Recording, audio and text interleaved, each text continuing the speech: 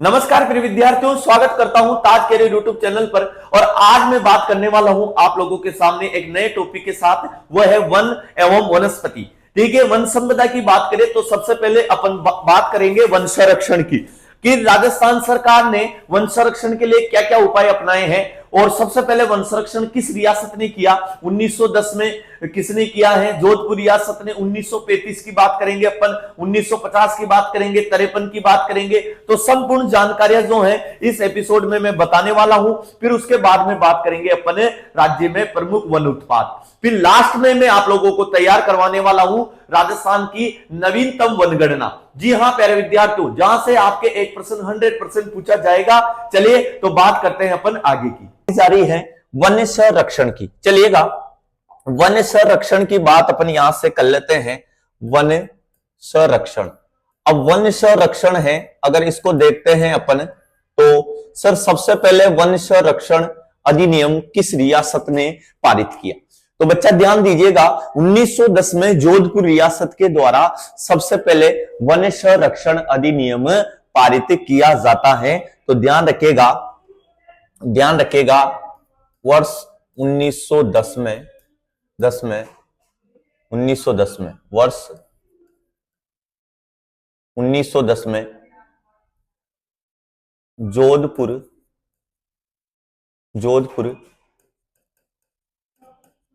रियासत के द्वारा वर्ष 1910 में जोधपुर रियासत के द्वारा वन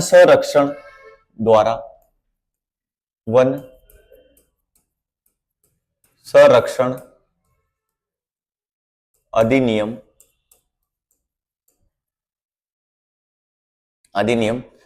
पारित किया गया।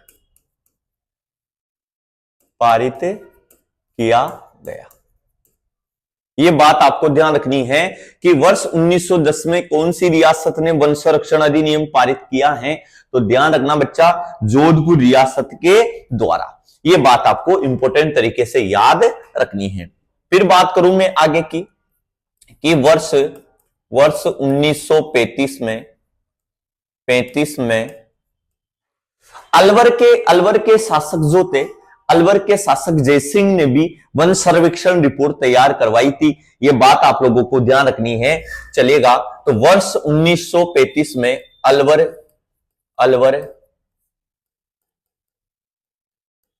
रियासत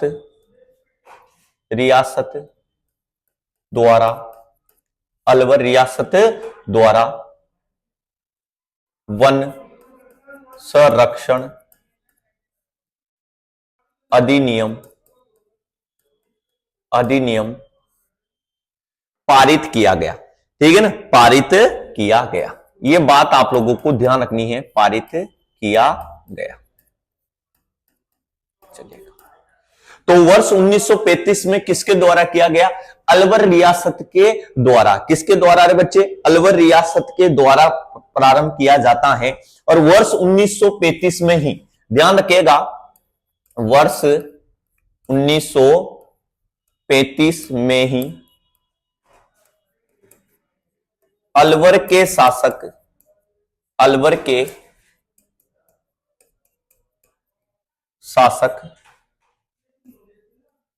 जयसिंह द्वारा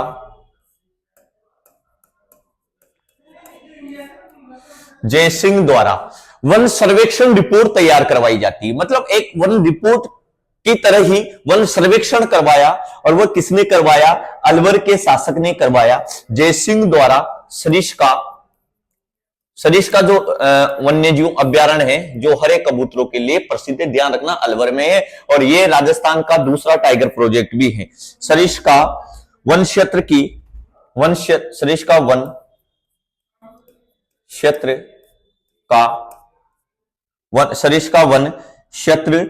का वन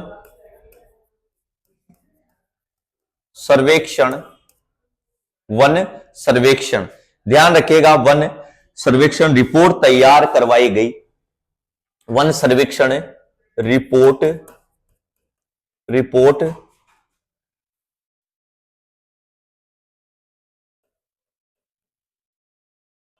रिपोर्ट तैयार करवाई गई जिसे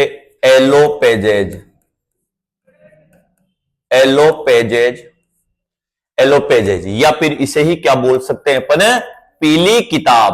क्या बोल सकते हैं? पीली किताब जो है कहा गया, पीली किताब कहा गया। यह बात आप लोगों को ध्यान रखनी है। वर्ष 1935 में अलवर के शासक जय सिंह के द्वारा यह रिपोर्ट यहां पर तैयार करवाई जाती है। किसकी करवाई गई? सरिस्का वन क्षेत्र की रिपोर्ट तैयार करवाई जाती है। याद रखनी पड़ेगी आपको ये बातें, संपूर्ण बातें बहुत इंपॉर्टेंट है बच्चा, याद रखनी पड़ेगी आप लोगों को। चलिएगा, ये था आपका वन सर्वेक्षण। चलिएगा, अब बात करने जा रहे हैं अपन कि सर वर्ष 1950 में राजस्थान वन विभाग का गठन किया गया। क्यों स्वतंत्रता के बाद राजस्थान वन विभाग का गठन किया गया? तो ध्यान रखिएगा, वर्ष 1950 में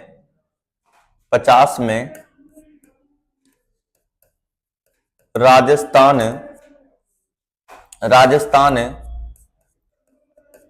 वन विभाग का गठन किया गया।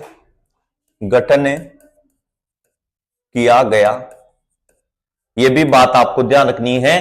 तो राजस्थान वन विभाग का गठन कब किया गया? 1950 में किया गया। याद रखना पड़ेगा, डायरेक्ट भी आप लोगों से पूछ लेता है, ठीक है ना। चलेगा, राजस्थान राज्य वन संरक्षण अधिनियम भी आता है। फिर इसके बाद ध्यान रखना है आप लोगों को कि सर वर्ष 1935 में 53 में वर्ष 1953 में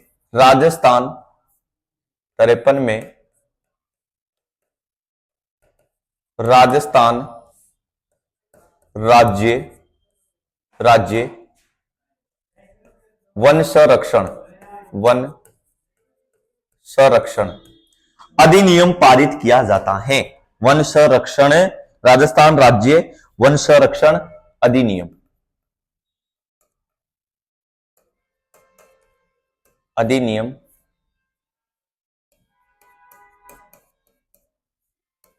पारित किया गया।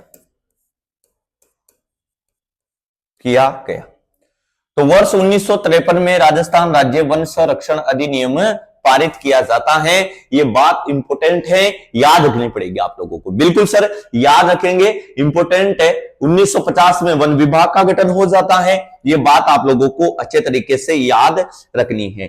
चलेगा, अब एक और इंपॉर्टेंट बात है, वो क्या है? वर्ष 1968 में ध्यान रखना, वर्ष 1968 में क्या होता है? ध्यान देना आप लोग कि राज्य में वनों के विदोहन पर प्रतिबंध लगाया गया। यह भी बात आपको ध्यान रखनी है कि वर्ष 1968 में राज्य में वनों के विदोहन पर क्या लगाया गया? प्रतिबंध लगाया गया। इंपॉर्टेंट तरीके से याद रखनी पड़ेगी आप लोगों की बात। कब की बात है? वर्ष 1968 की बात है। यह बात आप लोगों को अच्छे तरीके से याद रखनी है। फिर वर्ष 1984 को फिर बात करूं, वर्ष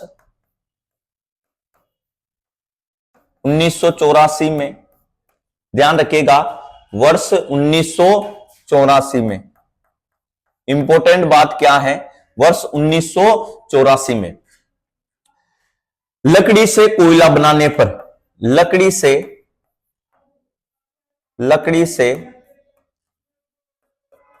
कोयला बनाने में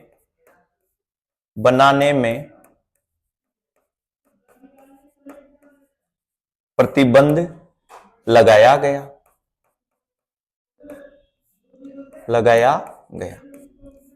तो ये कब लगाया जाता है? वर्ष 1984 में लकड़ी से कोयला नहीं बनाया जाएगा, ये बात आप लोगों के सामने प्रतिबंध लगा दिया जाता है। ठीक है ना। चलिए एक और इंपॉर्टेंट याद रखनी है आपको बात, वर्ष 1991 में, वर्ष 91 में खेर से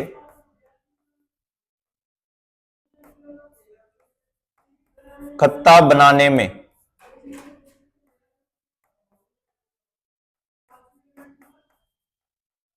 प्रतिबंध, खेर से खत्ता बनाने में प्रतिबंध लगाया गया।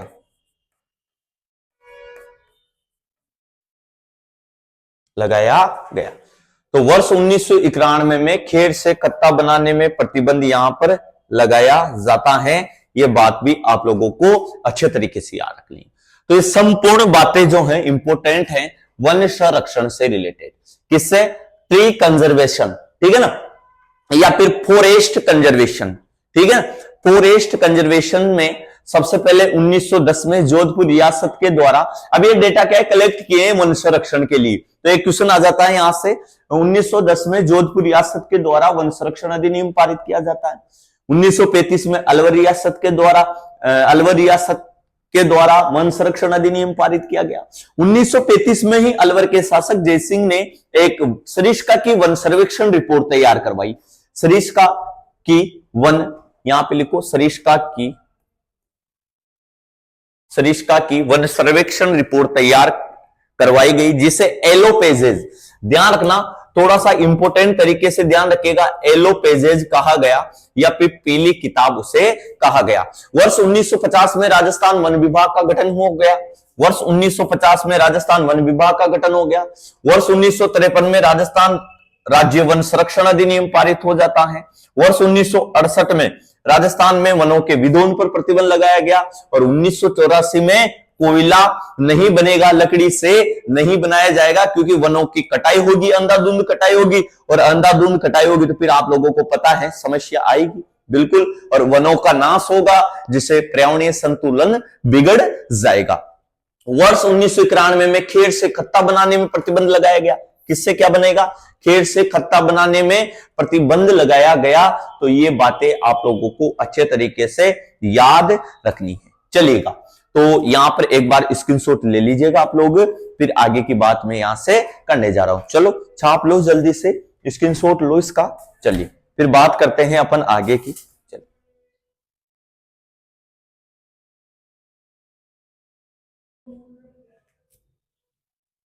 चलिएगा, तो अब बात आती है आगे की, देखते हैं। चलिए, वन नीतियां, सबसे इंपॉर्टेंट टॉपिक आ रहा है वन नीतियां। वन नीतियां, वन नीतियां, वन नीतियां। चलिएगा, अब वन नीतियों की बात करने जा रहा हूं मैं कि कौन कौन सी इंपॉर्टेंट वन नीतियां हैं। देखते हैं अपन कौन कौन सी इंपॉर्टेंट वन नीतियां हैं। चलेगा, अब बात करने जा रहा हूं मैं कि सर केंद्र सरकार के द्वारा सबसे पहले वन नीति 1894 में आई थी, या ब्रिटिश कालीन वन नीति कह सकते हो आप। केंद्र सरकार,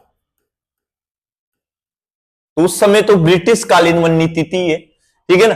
ब्रिटिश कालीन वन नीति की बात की जाए तो वर्ष 1894 में, ध्यान रखिएगा, राष्ट्रीय वन नीति जारी की गई।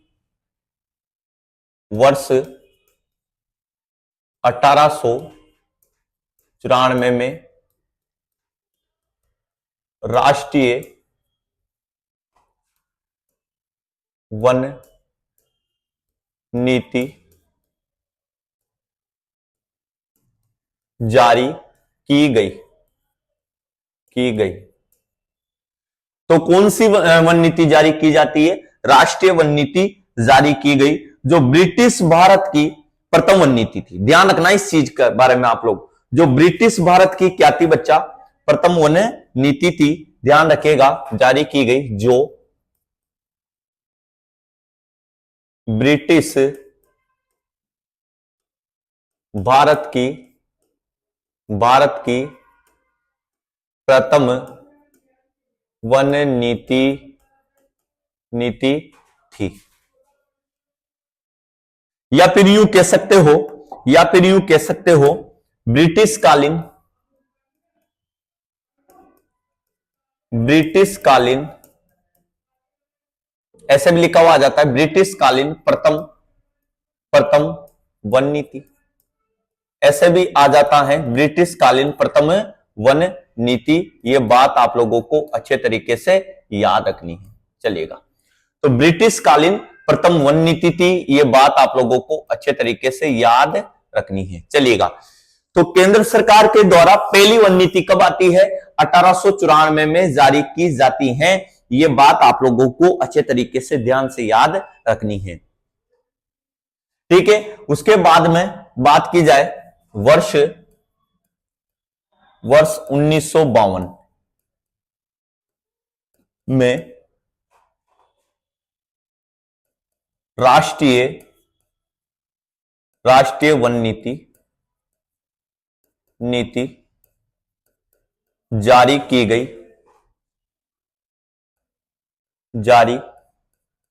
गई, जो स्वतंत्र भारत की प्रथम वन नीति थी। जो स्वतंत्र भारत की प्रथम क्या थी? वन नीति थी। ये बात आप लोगों को ध्यान से याद रखनी है, ठीक है। इस वन नीति के तहत ध्यान रखना, इस वन नीति के तहत ध्यान रखना 33% भूभाग पर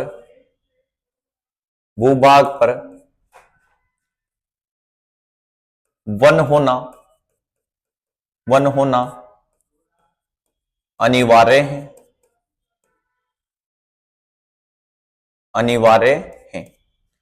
तो इस वन नीति के तहत 33% भूभाग पर वन होना अनिवार्य है। यह बात आप लोगों को अच्छे तरीके से याद रखनी है, ठीक है ना। तो 33% यानी कि टोटल जो भूभाग है उसका लगभग कितना प्रतिशत?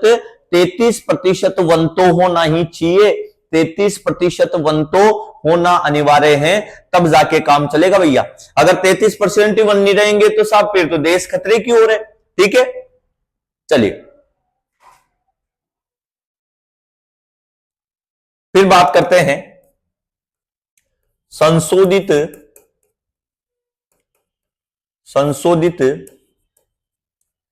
वन नीति 1988 में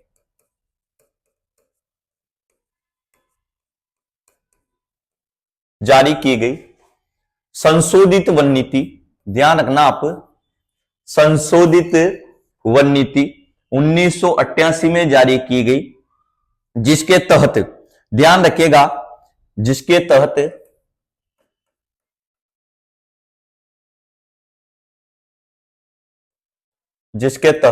देश के 33% भूभाग पर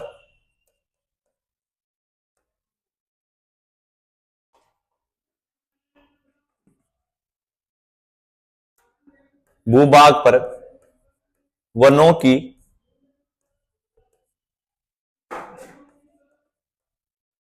अनिवार्यता रखी गई।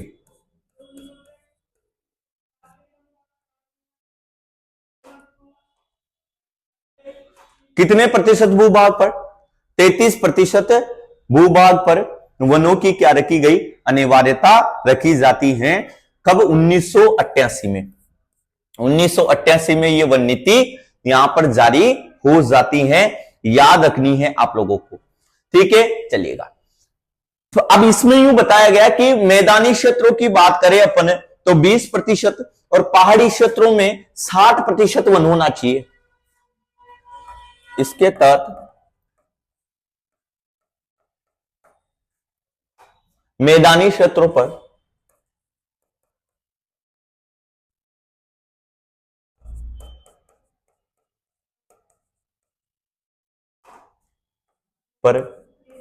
20% तथा पहाड़ी क्षेत्रों पर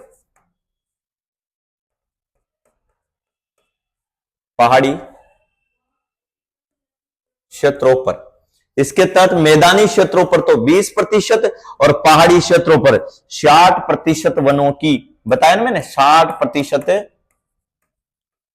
वनों की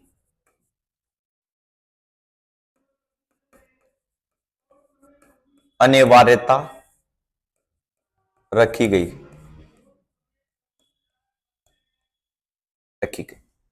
तो कितने प्रतिशत वनों की? 60% वनों की क्या रखी जाती है, यहां पर अनिवार्यता रखी जाती है। यह बात आप लोगों को अच्छे तरीके से याद रखनी है। चलेगा, तो ये थी आप लोगों की वन नीतियां। तो यहां तक आप लोग जो हैं उतार लीजिएगा, यहां तक उतार लीजिएगा बच्चा। फिर आगे की बात जो है अपन यहां से करने वाले हैं। चलेगा, यहां तक उतार लीजिएगा। अब देखो यहां पे दूसरी इंपॉर्टेंट चीज क्या आती है, तो देखते हैं अपन कि सर अगर बात की जाए कि सर अब राज्य की वन नीतियों की चर्चा यहां से अपन करने वाले हैं। राज्यों की वन नीतियों की चर्चा यहां से अपन करने वाले हैं। चलेगा, तो देखते हैं अपन। चलिए, बहुत इंपॉर्टेंट है सारी ही वन नीतियां। अब राज्य सरकार की वन नीतियों की बात अपने यहां से करने वाले हैं। तो बात कर रहे थे अपने कि सर केंद्र सरकार ने 3 वन नीतियां निकाली साहब। पहली ये तो छोड़ो, 1894 ब्रिटिश कालीन वन नीति थी, जो भारत की प्रथम वन नीति थी। और नेशनल फॉरेस्ट पॉलिसी, इसे क्या बोल सकते हैं अपन? National forest policy. National forest policy, ये बात आप लोगों को अच्छे तरीके से याद रखनी है। ठीक है, चलेगा। अब राज्य सरकार की वन नीतियों की बात करेंगे अपन, है ना भाई। राज्य सरकार की वन नीतियों की बात अपन यहां से करने वाले हैं। चलेगा, तो टॉपिक डालेंगे राज्य सरकार की वन नीतियां। राज्य सरकार की वन नीति। चलेगा, तो ये बात आप लोगों को अच्छे तरीके से याद रखनी है कि राजस्थान सरकार की कौन कौन सी वन नीतियां हैं। चलिए, उन्हें भी अपन यहां से अच्छे तरीके से देखते थे। जैसे राजस्थान राज्य वन नीति 2010 की बात कर लूं मैं। पहली बात करूं मैं राजस्थान राज्य वन नीति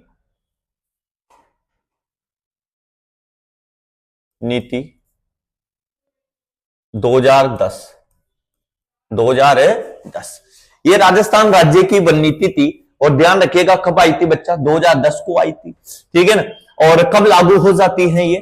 ठीक है ना, लागू कब हो जाती है तो ध्यान रखिएगा, ये लागू की मैं बात करूं तो ये हो जाती है 8 फरवरी 2010 को हो जाती है। 8 फरवरी 2010 को ये लागू हो जाती है। ये बात आप लोगों को अच्छे तरीके से याद रखनी है। ठीक है, तो ये कौन सी वन नीति थी साहब? ये आपकी राजस्थान राज्य की पहली वन नीति है। ये बात आपको ध्यान रखनी है।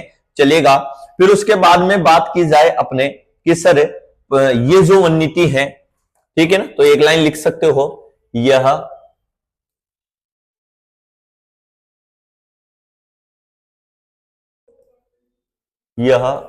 राज्य सरकार की प्रथम वन नीति है। प्रथम वन नीति है। ठीक है ना, यह राज्य सरकार की क्या है बोलो? प्रथम वन नीति है। यह बात आप लोगों को अच्छे तरीके से याद रखनी है। राजस्थान वन नीति 2023 की बात कर लेते हैं। चलो, दूसरे नंबर पे आ जाती है राजस्थान वन नीति, वन नीति 2023। राजस्थान वन नीति 2023 की बात यहां से कर लेते हैं।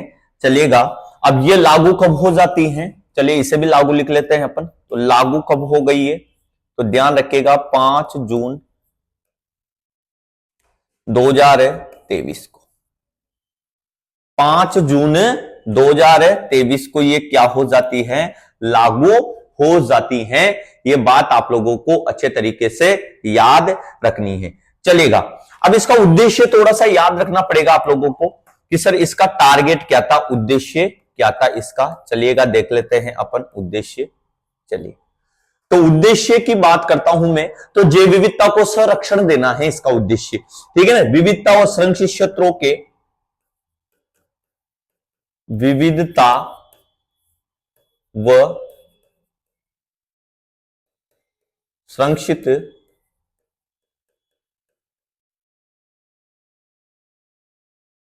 क्षेत्रों के, विविधता और संरक्षित क्षेत्रों के सतत प्रबंधन को बढ़ावा देना, क्षेत्रों के सतत प्रबंधन को बढ़ावा देना, बढ़ावा देना है, यह बात आपको ध्यान रखना है। तथा बात की जाए वनस्पति आवरण का भौगोलिक क्षेत्र, तथा वनस्पति आवरण का भौगोलिक क्षेत्र, वनस्पति आवरण का भौगोलिक क्षेत्र, भौगोलिक क्षेत्र कितने तक बढ़ाना है, क्षेत्र 20% तक बढ़ाना। बिल्कुल, भौगोलिक क्षेत्र को, भौगोलिक क्षेत्र का, वनस्पति आवरण का भौगोलिक क्षेत्र 20% तक बढ़ाना। यह बात आप लोगों को अच्छे तरीके से याद तक बढ़ाना। ये इसका क्या था, विविधता, यानी कि अलग अलग प्रकार के वन हैं और उनमें संरक्षित क्षेत्रों को, कंजर्वेशन एरिया को सतत प्रबंधन को बढ़ावा देना तथा वनस्पति आवरण का भौगोलिक क्षेत्र 20% तक बढ़ाना, इसका क्या था बोलो, लक्ष्य था। यह बात आप लोगों को अच्छे तरीके से याद रखनी है। अब एक लाइन और जोड़ना, यहां पे नोट लगा के एक लाइन और जोड़नी है आपको। चलिए, क्या जोड़नी है गुरुजी, ध्यान रखिएगा। एक लाइन और जोड़नी है आप लोगों के, अगर बात की जाए तो वो क्या है कि साहब राजस्थान हो या कोई भी हो, कोई वन नीति की पालना नहीं करता है। भारत तथा राजस्थान एवं भारत तथा राजस्थान, भारत तथा राजस्थान का कोई भी जिला, कोई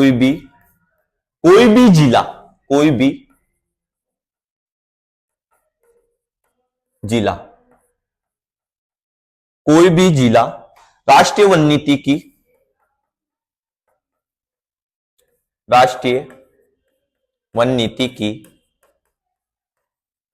नीति की अनुपालना नहीं करता है, अनुपालना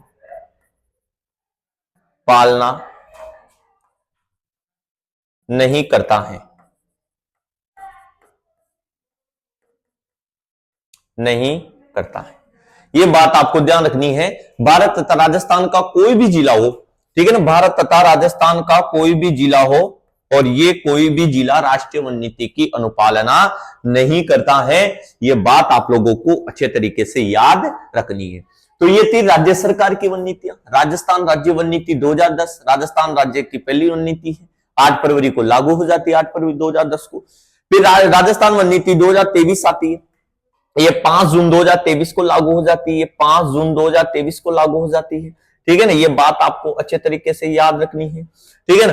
उद्देश्य विविधता संरक्षित क्षेत्रों को बढ़ावा देना और 20% तक बढ़ाना है आवरण को, और कोई भी जिला वन नीति की अनुपालना नहीं करता है। ये बात आप लोगों को अच्छे तरीके से याद रखनी है।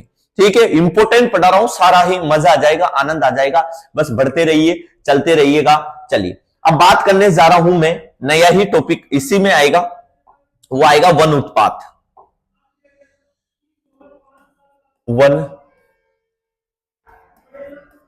उत्पाद, वन उत्पाद, वन उत्पाद। ठीक है, चलिए, और वन उत्पाद की बात अपन यहां से कर रहे हैं, वन उत्पाद की बात यहां से कर रहे हैं, चलेगा। तो यहां पर आता है, सबसे पहले बात कर लो, कोई सा भी वन उत्पाद की बात कर रहे हैं अपन, जैसे देखते हैं थोर, सबसे पहले आएगा आपके थोर। थोर, गुरुजी ये थोर क्या है? चलिए, थोर, अब थोर जो है ये पश्चिमी राजस्थान में पाया जाता है। पहली तो ये बात ध्यान रखना, ये राज्य के पश्चिमी भाग में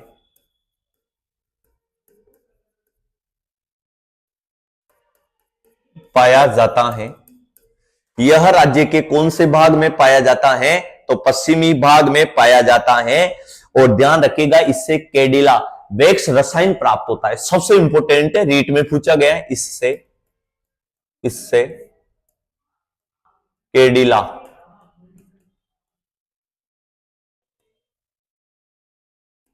वैक्स रसायन प्राप्त होता है। इससे कैडिला वैक्स रसायन प्राप्त होता है। यह बात आप लोगों को अच्छे तरीके से ध्यान रखनी है साहब। अब दूसरी इंपॉर्टेंट चीज क्या है कि इसका प्रयोग किसमें किया जाता है? तो ध्यान रखना, इसका प्रयोग इंपॉर्टेंट है भाई, पूछा जा चुका है इसका प्रयोग, इसका प्रयोग। तो इसका प्रयोग जो होता है, ध्यान रखिएगा, इसका प्रयोग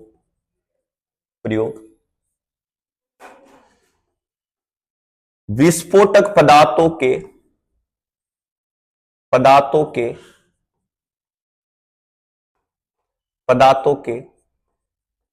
निर्माण में होता है,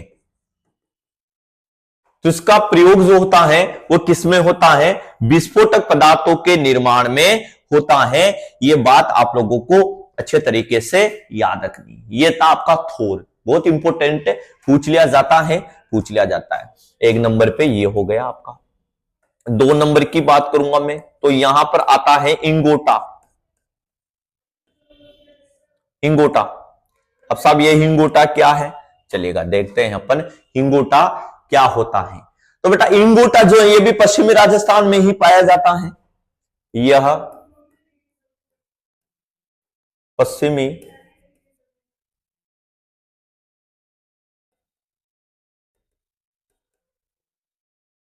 राजस्थान में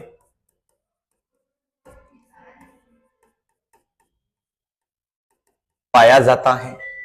यह पश्चिमी राजस्थान में पाया जाता है। यह बात आप लोगों को अच्छे तरीके से याद रखनी है। ठीक है, कहां पर मिलता है? इससे डायग्नोसेनिन रसायन प्राप्त होता है मेरे भाई, इससे ध्यान रखिएगा, डायग्नोसेनिन रसायन प्राप्त होता है। तो उसकी बात अपन जो है यहां से करने वाले हैं, चलेगा। तो ध्यान देना मेरे भाई, इससे डायसोगेनिन रसायन प्राप्त होता है। ध्यान रखिएगा, इससे डायसोगेनिन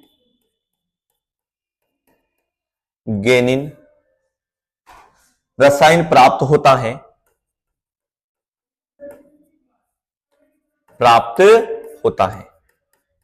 चलिए अब देखते हैं अपन आगे।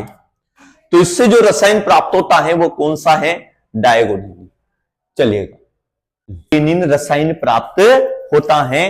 ये बात आप लोगों को अच्छे तरीके से याद रखनी है। इसका प्रयोग किसमें होता है? इसका इसका प्रयोग प्रयोग ध्यान रखना, गर्भ निरोधक, इसका प्रयोग गर्भ निरोधक दवाइयों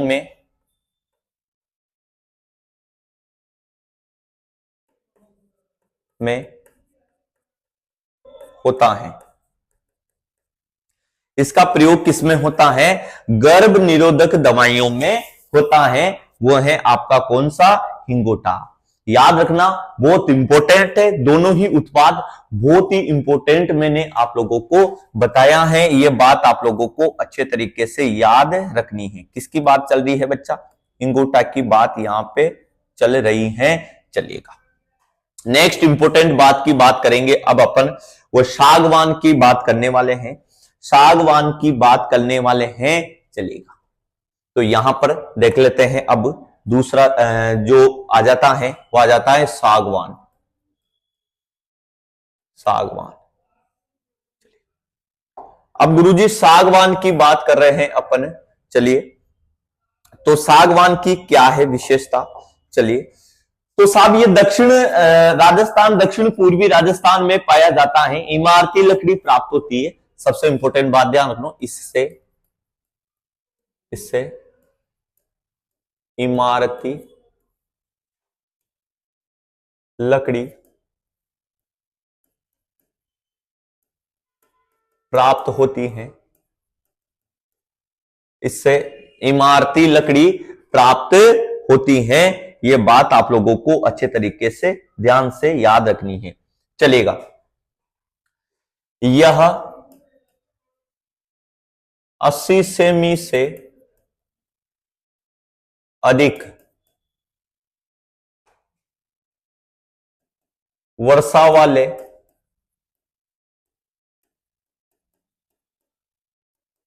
क्षेत्रों में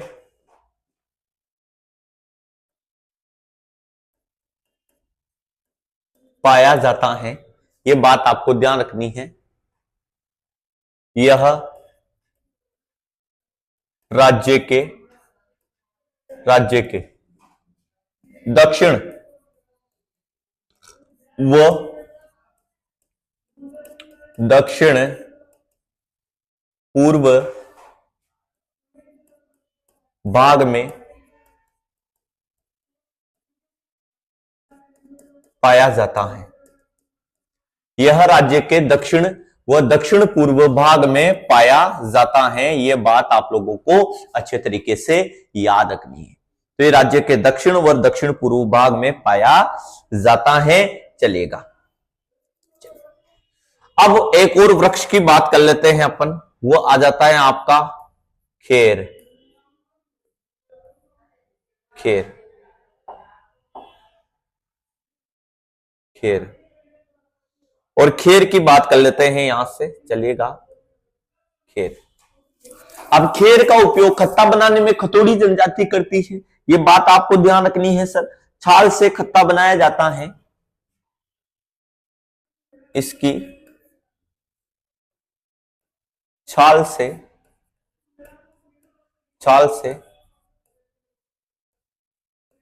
खत्ता बनाया, इसकी छाल से खत्ता बनाया जाता है। और ध्यान रखिएगा, 1991 में यह भी बंद कर दिया खेर से खत्ता बनाने में। ठीक है ना, 1991 में खत्ता बनाने पर प्रतिबंध लगाया दिया जाता है। तो ध्यान रखिएगा, वर्ष 1991 में खत्ता बनाने पर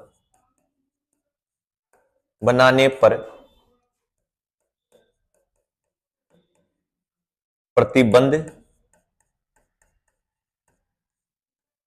लगाया गया। तो खत्ता बनाने पर कब प्रतिबंध लगाया जाता है? 1991 में खत्ता बनाने पर प्रतिबंध लगा दिया जाता है। यह बात आप लोगों को अच्छे तरीके से याद रखनी है। गुरुजी, अगर इसकी बात की जाए तो खत्ता बनाने का कार्य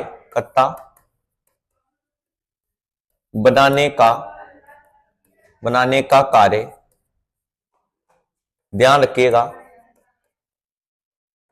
कतोड़ी जनजाति के लोगों द्वारा किया जाता है,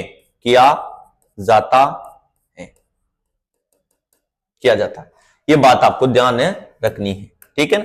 अब बात की जाए कि वर्षा कौन से वर्षा वाले क्षेत्रों में मिलेगा। वर्षा तो वो 80 सेमी तक वर्षा यहां पर होनी चाहिए। कितनी सेमी होनी चाहिए भैया? 80 सेमी। और किस क्षेत्र में मिलेगा? क्षेत्र याद रखना है आपको। तो दक्षिण राजस्थान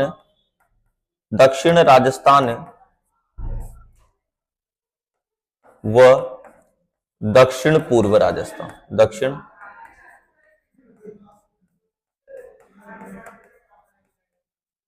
राजस्थान व दक्षिण पूर्व राजस्थान में ये वृक्ष आप लोगों को देखने को मिलेगा। बहुत इंपॉर्टेंट है, एग्जाम में पूछ लिया जाता है। आप यहां तक उतार लीजिएगा, उतारिए यहां तक। इंपॉर्टेंट वृक्ष है जो आपसे पूछा जाएगा, बहुत ही इंपॉर्टेंट है। चलेगा, देखते हैं अपन नेक्स्ट वन उत्पाद की बात करेंगे। जैसे अर्जुन का वृक्ष रह रहा है अभी, ठीक है ना, तो महुआ रह रहा है अभी, ठीक है ना, चलेगा। तो यहां पर अब आएगा आपके, वो आ रहा है महुआ।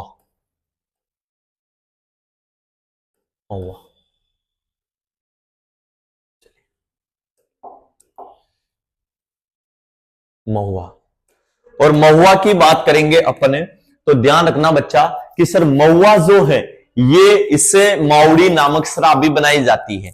ठीक है ना, तो ये भी बात ध्यान रखनी है। ठीक है, चलेगा। फलों से शराब बनाई जाती है, इसके फलों से माउड़ी नामक देसी शराब बनाई जाती है। देसी पौवे आते हैं ना, ठीक है ना, देसी शराब, लेकिन ये अलग है, शराब बनाई जाती है,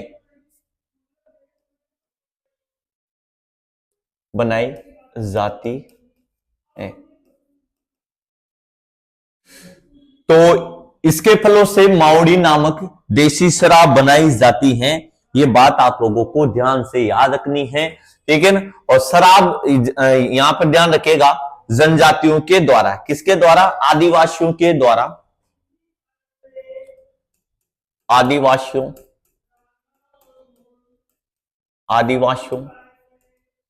के द्वारा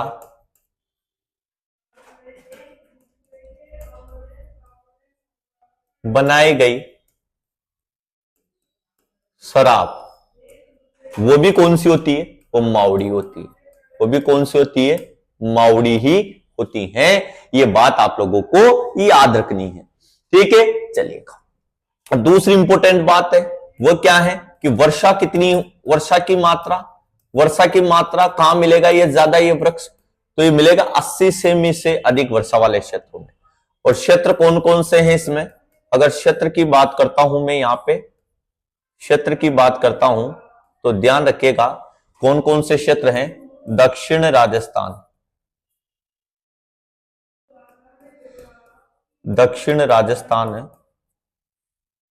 व दक्षिण पूर्व राजस्थान। दक्षिण राजस्थान और दक्षिण पूर्व राजस्थान में ये देखने को आप लोगों को मिलेगा। चलिएगा, फिर आता है आप लोगों के अर्जुन। चलिए, फिर आता है आप लोगों के, वो आता है अर्जुन।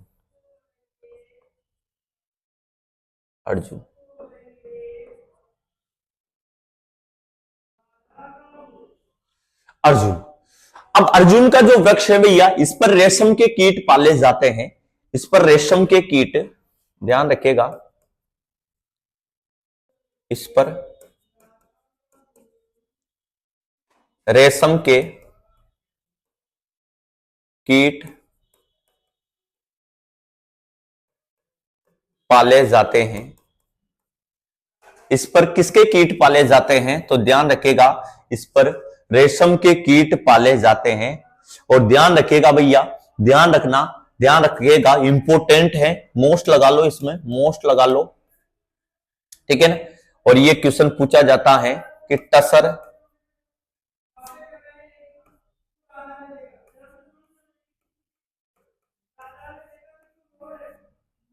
सिल्क कार्यक्रम, टसर सिल्क कार्यक्रम 1986 में चलाया गया,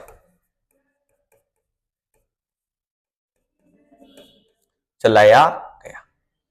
तो टसर सिल्क कार्यक्रम कब चलाया गया? तो ध्यान रखिएगा 1986 में चलाया जाता है, 1986 में चलाया जाता है टसर सिल्क कार्यक्रम।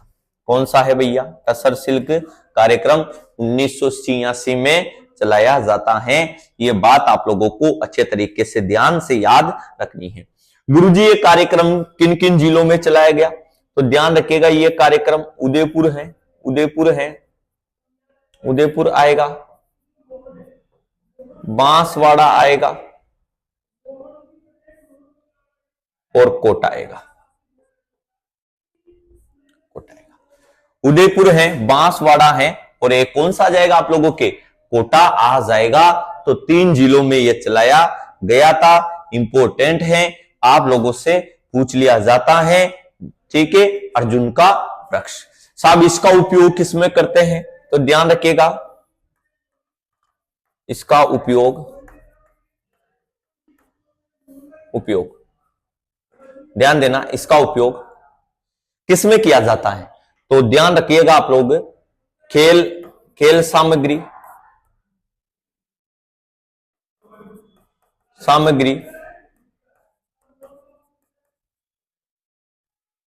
बनाने में, ठीक है ना, खेल सामग्री बनाने में, ठीक है ना, इमारती लकड़ी में, इमारती लकड़ी में, बैलगाड़ी निर्माण में, बैलगाड़ी निर्माण में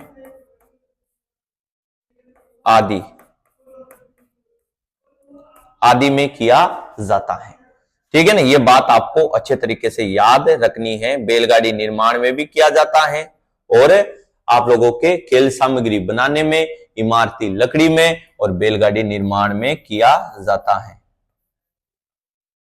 चलिएगा, तो इंपोर्टेंट तरीके से आप लोगों को याद रखना है, याद रखना है। चलिए अब बात करने जा रहा हूं, खेर तो पढ़ाई दिया था मैंने आप लोगों को, खेर खतोड़ी जनजाति का, तेंदु पत्ता, तेंदु से बीड़ी बनाई जाती है ना। चलो, तो यहां पे बात करने जा रहा हूं तेंदु पत्ता, तेंदु पत्ता।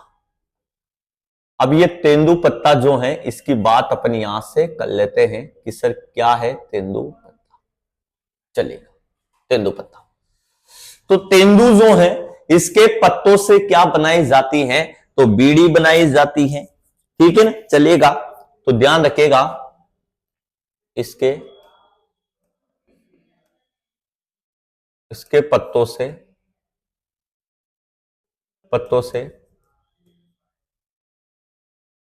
बीड़ी बनाई जाती है। तो ध्यान रखिएगा, इसके पत्तों से बीड़ी बनाई जाती है। इसके पत्तों से क्या बनाई जाती है? तो ध्यान रखिएगा, बीड़ी बनाई जाती है। बहुत इंपॉर्टेंट है। 1974 में इसका राष्ट्रीयकरण कर दिया जाता है, पूरे राष्ट्र में उगाया जाएगा, ठीक है ना। वर्ष 1974 में इसका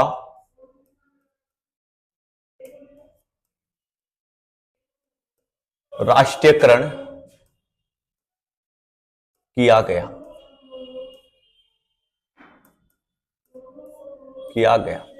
तो वर्ष 1974 में इसका क्या किया जाता है? राष्ट्रीयकरण भी कर दिया जाता है, ठीक है ना। दूसरी इंपॉर्टेंट चीज क्या है भैया? तो ध्यान रखिएगा, दूसरी इंपॉर्टेंट चीज क्या है किस ध्यान रखेगा, मयूर, मयूर बीड़ी, बीड़ी का कारखाना, कारखाना कहां है, तो ध्यान रखना मयूर बीड़ी का कारखाना कहां है, बोलो टोंक में है। कहां है, टोंक में। मयूर बीड़ी का कारखाना, मयूर बीड़ी बनाने का कारखाना कहां है, बोलो टोंक में है। तो ये भी बात आप लोगों को अच्छे तरीके से याद रखनी है। गुरुजी ये कहां मिलेगा, चलो तो ये अगर बात की जाए इसकी, तो ये क्षेत्र की बात करूं मैं, क्षेत्र की बात करूं तो ध्यान रखिएगा दक्षिण, दक्षिण राजस्थान व दक्षिण पूर्व राजस्थान, दक्षिण राजस्थान व दक्षिण पूर्व राजस्थान में मिलता है। ठीक है ना, यहां पर भी वर्षा लगभग वही चाहिए 80 से 90, वहां ज्यादा मिलेगा 80 से 90 सेमी वाले क्षेत्रों में देखने को आपको ये मिलेगा। याद रखना है आप लोगों को, याद रखना है आप लोगों को, 80 से 90 सेमी वाले क्षेत्रों में देखने को ये मिलेगा। इंपोर्टेंट तरीके से याद रखना है। चलिएगा, उतार लिया क्या आप लोगों ने, बिल्कुल, तो यहां तक छाप लीजिएगा। फिर बात करने जा रहा हूं चंदन की, चंदन की बात करने जा रहे हैं अपने। और भैया चंदन सा जमीन लेकर चला था, सांपों का लिपटना तय था। ठीक है ना, ऐसा भी बोला जाता है।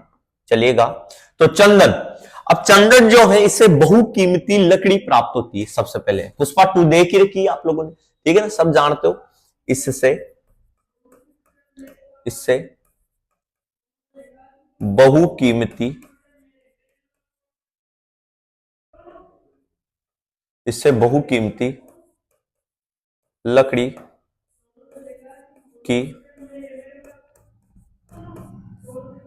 प्राप्ति होती है, इससे बहुकीमती लकड़ी की प्राप्ति होती है। यह बात आप लोगों को अच्छे तरीके से याद रखनी है। चंदन की बात कर रहे हैं भैया, तो बहुकीमती लकड़ी प्राप्त होती है। यह हल्दी घाटी से लेकर कहां तक पाया जाता है, यह हल्दी घाटी व दिलवाड़ा सिरोही में है। ठीक है ना, दिलवाड़ा कहां है, सिरोही। हल्दी घाटी आप लोगों को पता है कहां है, चित्तौड़गढ़, सिरोही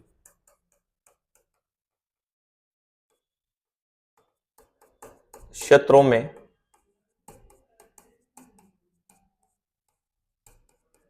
पाया जाता है, पाया जाता है। हल्दी घाटी व दिलवाड़ा सिरोही क्षेत्रों में ये पाया जाता है। ये बात आप लोगों को अच्छे तरीके से ध्यान से याद रखनी है।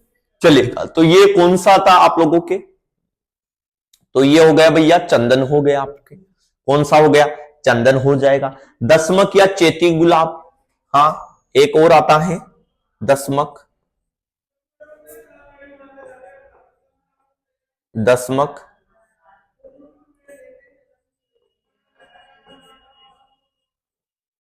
चेती गुलाब।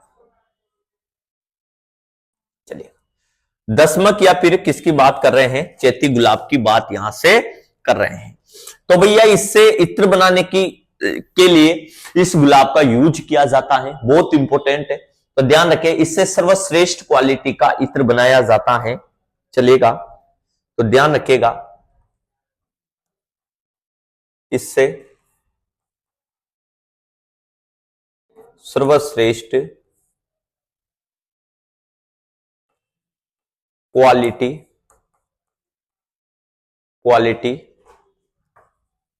का इत्र बनाया जाता है, बनाया जाता है। यह बात आप लोगों को ध्यान से याद रखनी है। कहां पर मिलेगा, अगर देखा जाए तो यह कहां पर मिलता है, तो ध्यान रखना कमनौर राजसमंद में, कमनौर राजसमंद में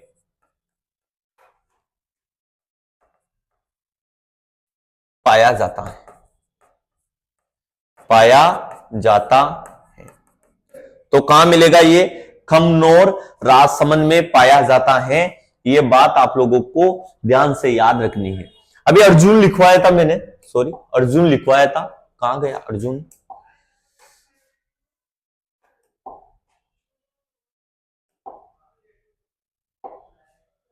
अर्जुन। तो अर्जुन में एक चीज और ऐड करनी है आप लोगों को कि सर क्या, कि रेशम कीट पाला जाता है सहतूत पर। सहतूत पर ध्यान रखिएगा, सहतूत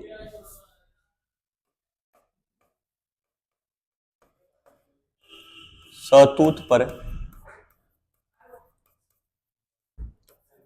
रेशम कीट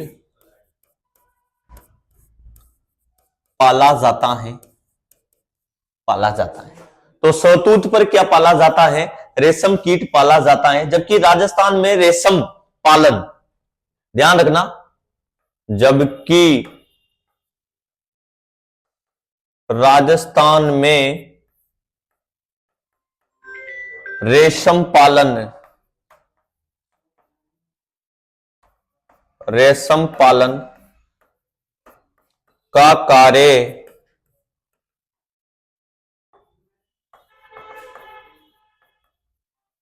अर्जुन के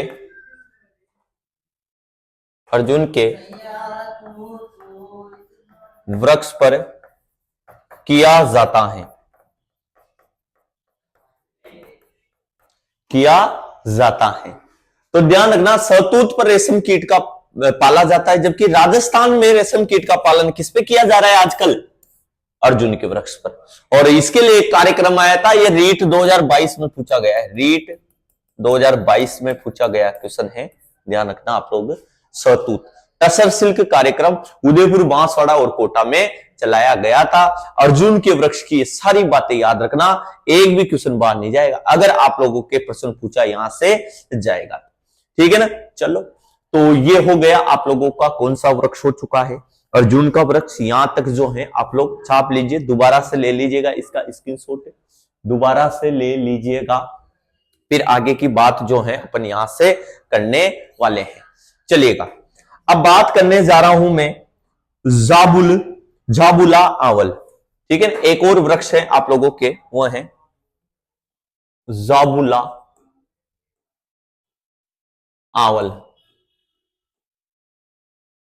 आंवल, ठीक है ना, झाबुला और आंवल, ठीक है। चलिए, अब ये जो झाबुआ आंवल है, ये क्या काम आता है सर, और ये क्या है? तो इसका चमड़ा साफ करने के लिए किया जाता है, इसका उपयोग बहुत इंपॉर्टेंट है ये भी, इसका उपयोग चमड़ा साफ करने के लिए किया जाता है, किया जाता है। तो इसका उपयोग किसमें किया जाता है? तो ध्यान रखिएगा, चमड़ा साफ करने के लिए किया जाता है, ये बात आपको ध्यान है। इसका प्रयोग टेनिन विधि, वो टेनिन विधि चमड़ा साफ करने की विधि होती है, ठीक है ना। तो कौन सी विधि से? टेनिन विधि। और ये जो टेनिन विधि होती है ना बच्चा, ये चमड़ा साफ करने की विधि है, तो ध्यान रखना, ठीक है ना। इसका उपयोग चमड़ा साफ करने में किया जाता है, इंपॉर्टेंट है, ये बात आप लोगों को ध्यान से याद रखनी है। फिर आता है एक और इंपॉर्टेंट, ढाक या पलास, सुना होगा नाम आपने, ढाक या पलास, ठीक है ना, ढाक या पलास। गुरुजी इसका वैज्ञानिक नाम क्या है? पहले तो इसे क्या बोलते हैं? तो इसे बोलते हैं ब्यूटिया मोनो स्पर्मा, ब्यूटिया मोनो स्पर्मा इसे बोला जाता है। इसके उपनाम क्या क्या है? उपनाम भी देख लो, ये आप यहां पे उपनाम, तो वो है जंगल की ज्वाला,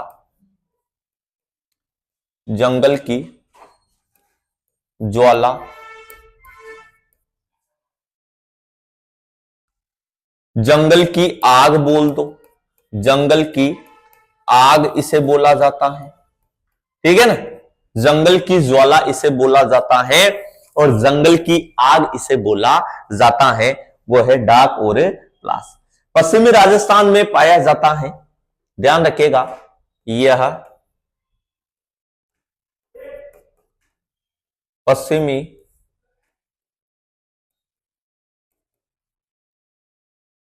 राजस्थान में पाया जाता है, ठीक है ना, यह पश्चिमी राजस्थान में पाया जाता है। यह बात आप लोगों को अच्छे तरीके से याद रखनी है। चलिएगा, तो यहां तक जो है आप लोग उतार लिया होगा आप लोगों ने, चलिएगा, उतार लिया होगा, बहुत इंपॉर्टेंट है, ये बहुत इंपॉर्टेंट है। अब बात करने जा रहा हूं आगे की और इंपॉर्टेंट की, चलिएगा, तो बात करेंगे अपन गोंद। किसकी बात करेंगे? गोंद। गुरुजी गोंद, गोंद की बात की जाए तो आदिवासियों या जनजातियों के द्वारा गोंद एकत्रण करने का कार्य किया जाता है। ये बात ध्यान रखिएगा आप लोग, तो ध्यान रखिएगा, राज्य में गोंद एकत्रण का कार्य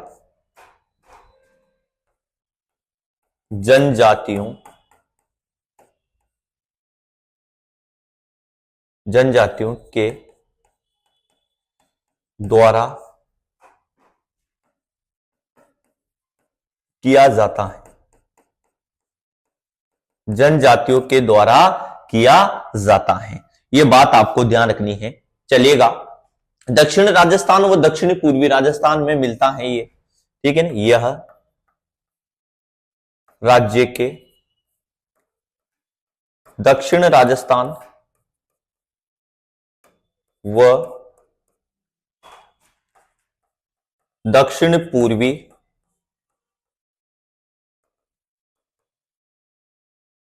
राजस्थान में पाया जाता है, पाया जाता है, ठीक है ना। तो यह बात आपको ध्यान रखनी है कि राजस्थान के दक्षिण राजस्थान व दक्षिणी पूर्वी राजस्थान में यह पाया जाता है। प्रसिद्ध स्थान कौन सा है? चलो ध्यान रखो, प्रसिद्ध स्थान वह है चौहटन बाड़मेर। चौहटन बाड़मेर प्रसिद्ध स्थान कौन सा है बोलो? वह है आप लोगों का चौहटन बाड़मेर है, जो याद रखना पड़ेगा, इंपॉर्टेंट है, इंपॉर्टेंट है। चलेगा, तो ये था आप लोगों का गोंद। राज्य में गोंद एकत्रण का कार्य जनजातियों के द्वारा किया जाता है। ये बात आप लोगों को अच्छे तरीके से याद रखनी है, ठीक है, बहुत बढ़िया। अब बात करने जा रहा हूं आगे की, चलिएगा, ओहोबा जोजोबा बहुत इंपॉर्टेंट वृक्ष आया है बच्चा, और एग्जाम में पूछ लिया जाता है। चलिए, तो बात करने जा रहे हैं अब अपन, तो ध्यान रखिएगा, ओहोबा या जोजोबा, ओहोबा और जोजोबा। साहब, ओहोबा जोजोबा इसे क्या कहा जाता है? तो इसे पीला सोना भी कहा जाता है। यह बात आप लोगों को अच्छे तरीके से ध्यान रखनी, ठीक है। पहले इंपॉर्टेंट बात क्या है कि सर, ध्यान देना आप कि सर इंपॉर्टेंट बात क्या है इसकी, तो ये शुष्क मरुस्थलीय पौधा है, ठीक है ना। कैसा पौधा है ये? तो शुष्क, यह एक शुष्क मरुस्थलीय पौधा है, यह एक शुष्क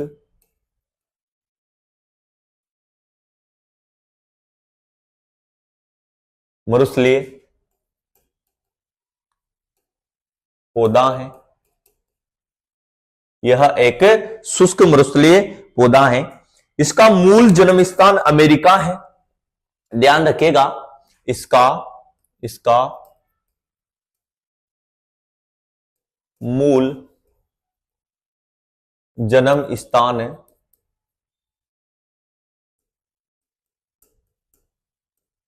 अमेरिका है।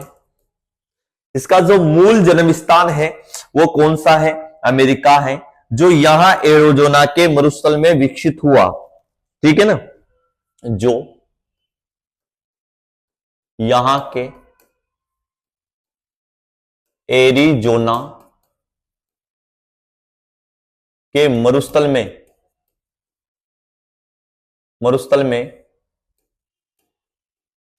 विकसित हुआ था, विकसित हुआ था। तो ये बात आप लोगों को ध्यान रखनी है, जो कहां पर विकसित हुआ था बच्चा? अमेरिका का एरिज़ोना का जो मरुस्थल है वहां पर ये विकसित हुआ था। ये बात आपको ध्यान रखनी है। चलेगा, भारत में ये सर्वप्रथम, ये भी इंपॉर्टेंट है, ध्यान रखना आप। भारत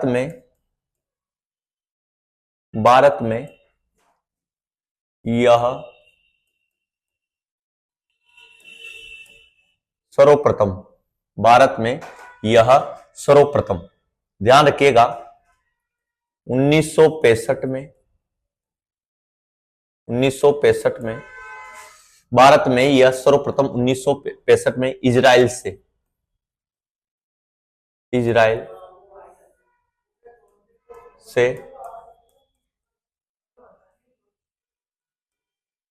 लाया गया था। तो कहां से लाया गया था? यह भारत में सर्वप्रथम इजराइल से लाया गया था। पहली बार इसे कहां पर लगाया गया? तो कांजरी परिषद के द्वारा। ठीक है ना, कांजरी शोध संस्थान है ना जोधपुर में, इसे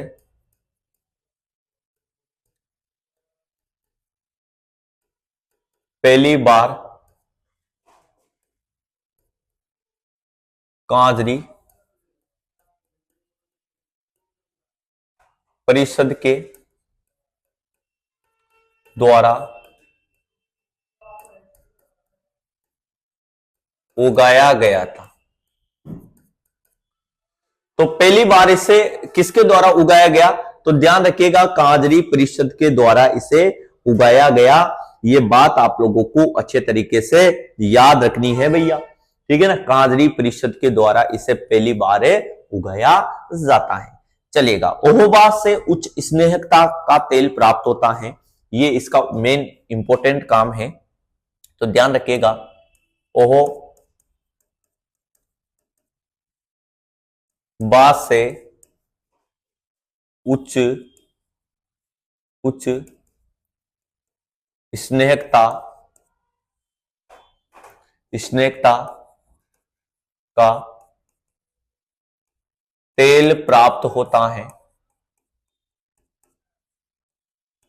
तेल प्राप्त होता है, ये इंपॉर्टेंट बात है जो पूछी जाती है, जिसके निम्न उपयोग हैं। अब क्या क्या उपयोग है देखते हैं अपन। होता है, जिसके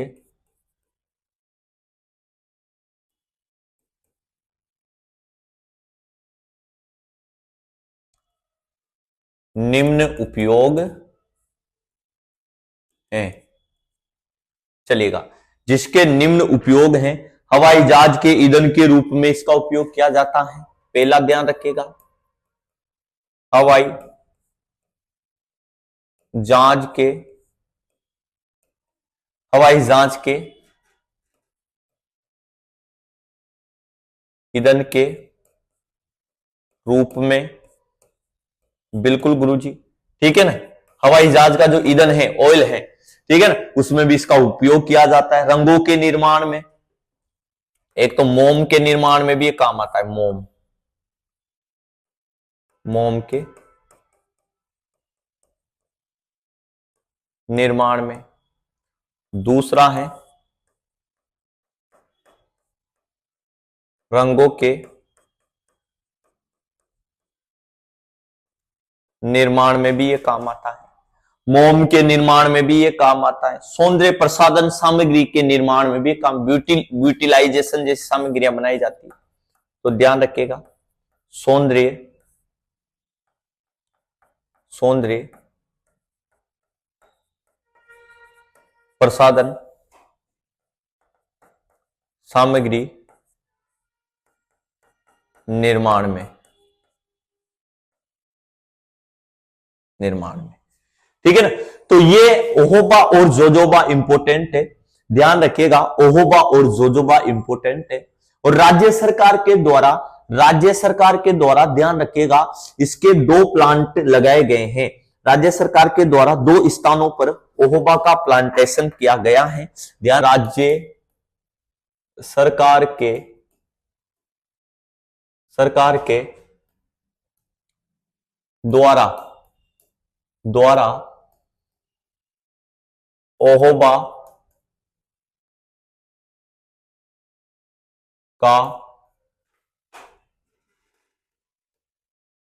प्लांटेशन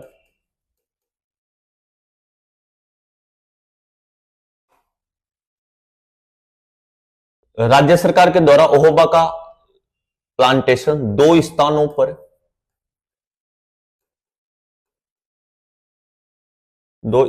पर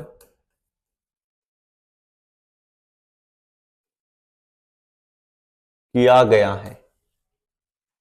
2 स्थानों पर किया गया है, यह बात आप लोगों को अच्छे तरीके से याद रखनी है, ठीक है ना।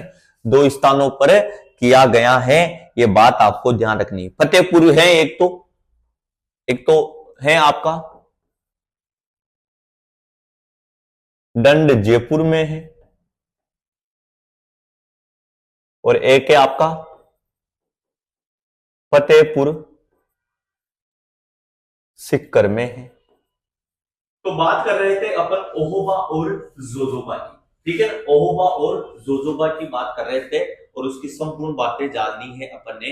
अब बात करने जा रहा हूं बेटा मैं रतनजोत या फिर जेठोपा या रतनजोत। एक वृक्ष और है, ध्यान रखिएगा, वो है आपका रतनजोत या फिर जेठोपा, ठीक है ना। रतनजोत या फिर जेठोपा की बात यहां से की जा रही है, चलेगा। नया वृक्ष डाल लीजिएगा, रतनजोत या फिर जेठोपा की बात यहां से की जा रही है, चलेगा। तो देखते हैं साहब ये क्या काम आता है। ये भी बहुत इंपॉर्टेंट है, बहुत इंपॉर्टेंट है बच्चा। इससे बायोडीजल तैयार किया जाता है, ध्यान रखिएगा, इससे बायो डीजल तैयार किया जाता है। इससे क्या तैयार किया जाता है? बायोडीजल तैयार किया जाता है, यह बात आपको ध्यान रखनी है। अब बायोडीजल राज्य सरकार के द्वारा बायोडीजल प्लांटेशन के लिए कार्य किया जा रहा है, ठीक है ना। तो ध्यान रखिएगा, राज्य सरकार द्वारा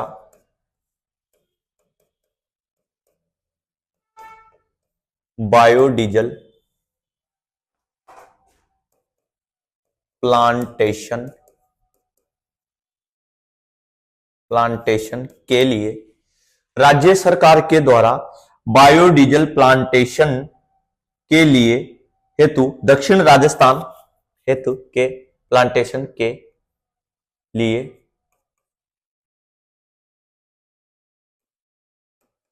दक्षिण राजस्थान है, ध्यान देना बच्चा, दक्षिण राजस्थान व दक्षिणी पूर्व राजस्थान को, वह दक्षिण पूर्व राजस्थान को चिन्हित किया गया है, चिन्हित किया गया है, इंपॉर्टेंट है, याद रखना पड़ेगा, किया गया, ठीक है ना। तो किसके लिए चिन्हित किया गया है? तो दक्षिण राजस्थान व दक्षिण पूर्वी राजस्थान को चिन्हित किया गया है, ये बात। राज्य का प्रथम व एकमात्र बायोडीजल प्लांटेशन कहां है? बहुत इंपॉर्टेंट है, ये भी मोस्ट लगा के लिखो, मोस्ट लगा के लिखो। राज्य का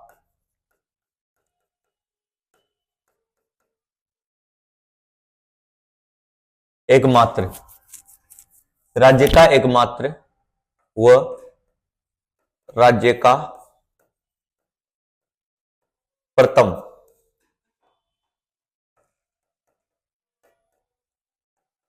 बायोडीजल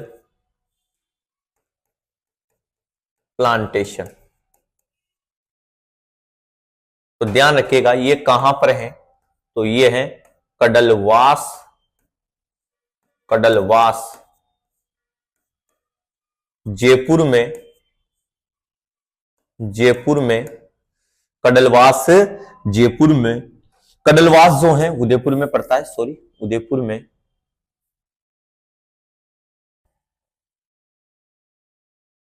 उदयपुर में स्थापित किया गया है, किया गया है। तो कहां पर स्थापित किया गया है, तो कडलवास उदयपुर, याद ही रख लेना, ये कडलवास उदयपुर में स्थापित किया गया है। जबकि देश का प्रथम नालकोंडा तेलंगाना में है, जबकि देश का प्रथम, जबकि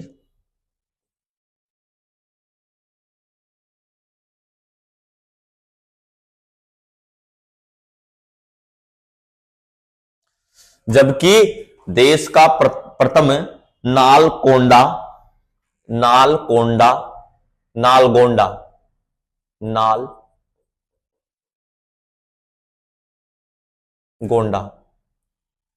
नालगोंडा तेलंगाना